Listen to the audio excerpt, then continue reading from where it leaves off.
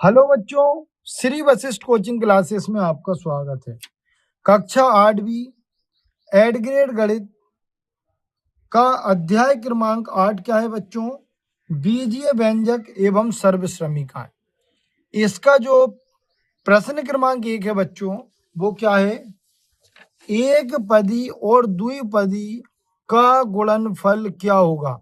तो हमेशा याद रखना, एक पदी और द्विपदी का हम गुणनफल करेंगे तो हमेशा द्विपदी ही होगा। ठीक है ना, ये आएगा इसका आंसर।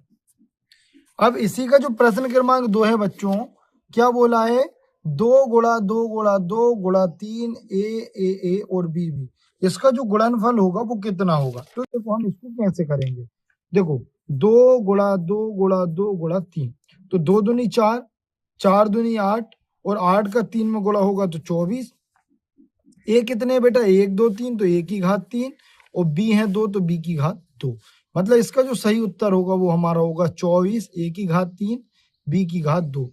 मतलब इसका जो सही उत्तर है वो है आपका डी वाला। अब इसी का जो प्रश्न क्रमांक 3 दिया है बच्चों, एक आयत की लंबाई 4y और चौड़ाई 6y स्क्वायर या वर्ग है, तो क्षेत्रफल कितना होगा? तो हमें पता है बच्चों की जो आयत का क्षेत्रफल होता है, आयत का क्षेत्रफल वो क्या होता है?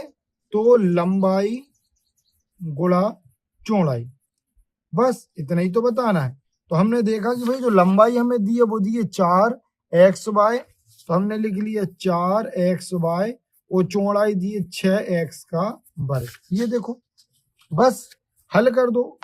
6 का गुणा 4 में होगा तो 6 चुके 24, x का x आ जाएगा, y का y में होगा तो y की घात कितनी हो जाएंगी? 3। 24x y की घात 3। मतलब इसका जो सही उत्तर होगा वो आपका सी वाला होगा। अब इसी का जो प्रश्न क्रमांक 4 है बच्चों, वो क्या है? एक 7x-4 मीटर लंबे तार में से 3x-4 मीटर तार काट लिया जाए तो कितने मीटर तार शेष बचेगा? तो देखो टोटल लंबाई इतनी है, उसमें से इतना काटना, तो अपन इसमें से इसको घटा देंगे, वही हमारा प्रश्न का क्या हो जाएगा? उत्तर हो जाएगा। तो देखो टोटल लंबाई हमको उसने ये दे रखी है, उसमें से इतने तार को काटना, मतलब हम घटा देंगे, तो ये हो जाएगा आपका 7x ऋण y। इसका गुणा यहाँ होगा तो धन का ऋण में गुणा होगा तो ऋण हो जाएगा, और ऋण ऋण हो जाएगा आपका धन। तो देखो ये हो जाएगा 7x, ये वाला ऋण 3x, और ये 4 धन का है और ये 4 ऋण का, ये कट जाएगा।